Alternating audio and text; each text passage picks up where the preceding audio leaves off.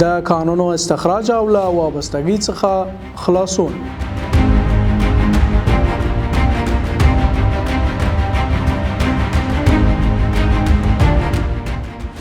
افغانستان هغه هیواد چې کلونه نوم لا ناامنۍ، اشغال، اقتصادي بحرانونو او بهرني وابستګۍ سره تړلی و، نن د خپل اقتصادي راتلونکي نوې پاڼه اړوي.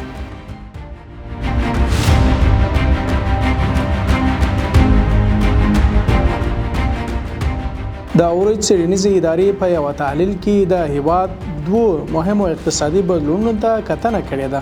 لومړی د افغانستان په شمال کې د امو دریا د نفتو له میدان څخه د نفتو استخراج پیل، او دوهم په نورستان کې د کانونو قانوني استخراج او د قیمتي ډبرو پلور پراخېدل.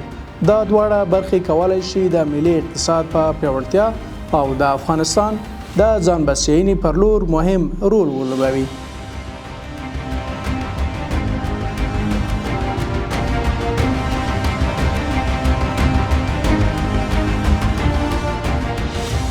په تیرو کلونو کې افغانستان د قدرتونو پر جزایرو بدل شوی و.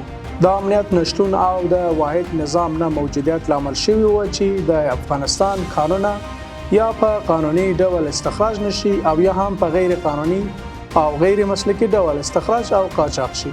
اوس چې د اسلامي امارت له واکمنېدو سره په ټول هیواد کې سرتاسري امنیت تامین شوی او د هیواد د قانونو مسلکي او مسؤلانه استخراج ته جدي پاملرنه کیږي، دا د هیواد د ځان بسیاینې پر لور یو مهم ګام بلل کیږي.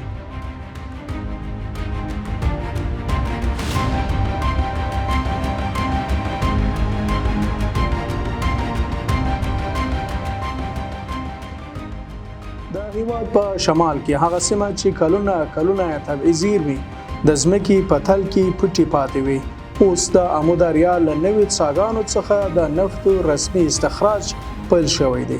دا ستر میدان د جوزجان، سرپل او فاریاب ولایتونو ترمنځ غځېدلی او د افغانستان له مهمو نفتي او ګازي زیرمو څخه شمیرل کیږي.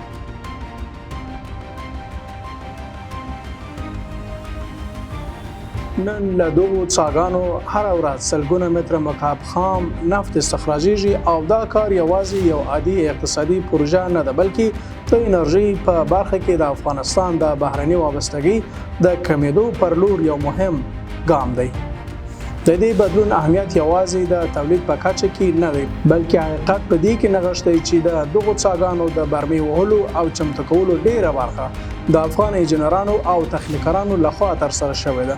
دا موضوع څرګندوي چې په هیواد کې د پام وړ فني او بشري وړتیاوې شته او افغانستان کولی شي د خپلو داخلي ځواکونو په مټ ستر اقتصادي پروژې پر مخ یوسي.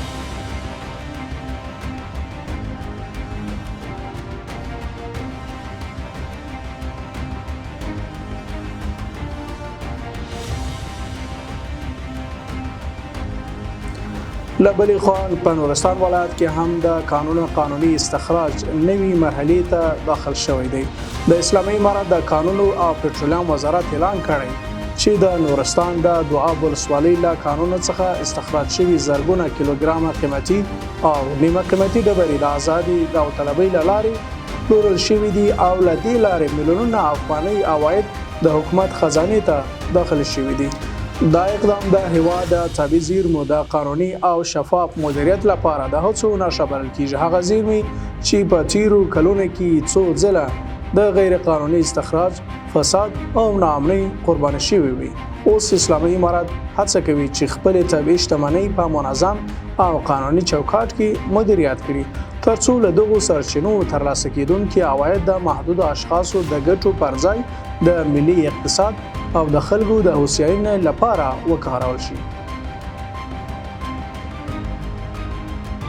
بېشکه د نفتو او کانونو د برخې پراختیا کولی شي پراخ کاري فرصتونه رامنځته کړي، پانګونې زیاته کړي او د هیواد اقتصادي بنسټونه پیاوړي کړي. خو له دې سره سره لا هم ځینې ننګونې موجودې دي. افغانستان اوس هم د خپلو نفتو ډېره اړتیا له بهر څخه پوره کوي او د دې برخې پراختیا پانګونې، تخصص، زیربناو او دوامدار مدیریت ته اړتیا لري. په ټوله کې په هیواد کې د نفتو استخراج او د کانونو مسؤلانه راایستل د اوسني حکومت هغه کلک عزم څرګندوي چې غواړي افغانستان له اقتصادي وابستګۍ څخه خلاص کړي، خو هغه څه چې نن ارزښت لري د همدې لارې پیل دی، داسې لاره چې کله شفافیت، دقیق پلان او د سرچینو له سمې استفادې سره دوام ومومي، نو کولی شي افغانستان ګام پر ګام اقتصادي ثبات، ځان بسیاینې او لا خپلواک راتلونکي ته نږدې کړي. ځکه نن په ټول هیواد کې امنیت تامین شوی او اسلامي امارت هڅه کوي چې افغانستان له وابستګۍ وژغوري او د سیمې باور خپل کړي. دا قوي عزم د افغانستان د ځان بسیاینې او خپلواک هیواد په توګه یو مهم تحول ګڼل کیږي.